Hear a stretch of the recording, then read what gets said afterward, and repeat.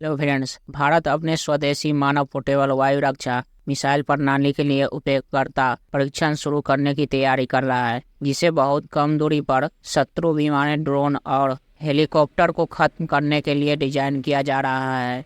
जब सशस्त्र बल वर्तमान में पूर्वी लद्दाख में चीन के साथ चल रहे सैन्य गतिरोध में परिचालन अंतराल को संबोधित करने के लिए सीमित संख्या में रूसी प्रणालियों को शामिल कर रहे हैं। एक वरिष्ठ रक्षा अधिकारी के अनुसार 6 किलोमीटर की सीमा के भीतर कम ऊंचाई वाले हवाई खतरों को बेअसर करने के लिए डीआरडीओ द्वारा विकसित स्वदेशी बहुत कम दूरी की वायु रक्षा प्रणाली के अप्रैल मई तक उपयोगकर्ता परीक्षणों से गुजरने की उम्मीद है। अधिकारी ने इस बात पर प्रकाश डाला है कि चौथी पीढ़ी के VS होराड्स अपनी अत्याधुनिक अनकूल्ड इमेजिंग इंफ्रारेड शिखर के कारण भारतीय सशस्त्र बलों में मौजूदा मैनपैड से बेहतर है। राजनाथ सिंह के नेतृत्व वाली रक्षा अधिग्रहण परिषद ने पिछले साल जनवरी में 1920 करोड़ रुपए की लागत से VS होराड्स मिसाइलों की खरीद को मंजूरी दी थी। VS होराड्स विकासमत परीक्षणों के माध्यम से सिद्ध ऊपरी श्रेणी क्षमताओं के साथ अब संभावित थोक उत्पादन से पहले महत्वपूर्ण उपयोगकर्ता परीक्षणों के लिए तैयार है। मेक 2 श्रेणी की परियोजना के तहत लेजर बीम राइडिंग VS होराड के विकास की खोज कर रही है। चीन के साथ उत्तरी सीमाओं पर बढ़ते तनाव के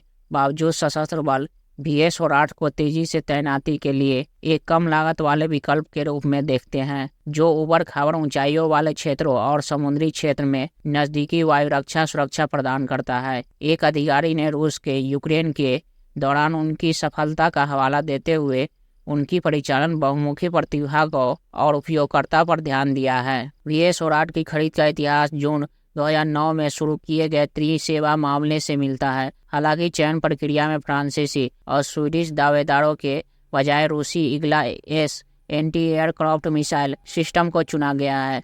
प्रारंभिक ऑफ द शेल्फ खरीद और उसके बाद के उत्पादन के लिए भारत डायनेमिक्स को प्रौद्योगिकी हस्तांतरण सफल नहीं हुआ, जिससे सेना के पास उन्नत मानव पोर्टेबल वायु रक्षा मिसाइलों की गंभीर कमी हो गई। अस्थायी समाधान के रूप में सेना और भारतीय वायुसेना ने पिछले 3 वर्षों में ईगला एस मैनपैड की आपातकालीन खरीद का सहारा लिया। पिछले साल मई में हस्ताक्षरित नवनतम अनुबंध में 100 ईगला एस मिसाइलें और 48 लॉन्चर शामिल थे, जबकि सेना और IAF के पास 1989 से पुराने ईगला 1M सिस्टम है। ईगला एस वेरिएंट 6 किलोमीटर तक की बेहतर अवरोधन सीमा का दावा करता है। उपयोगकर्ता परीक्षणों में स्वदेशी VS होराड की सफलता भारत की वायु रक्षा क्षमताओं को बढ़ाने में एक महत्वपूर्ण मील का पत्थर साबित हो सकता है।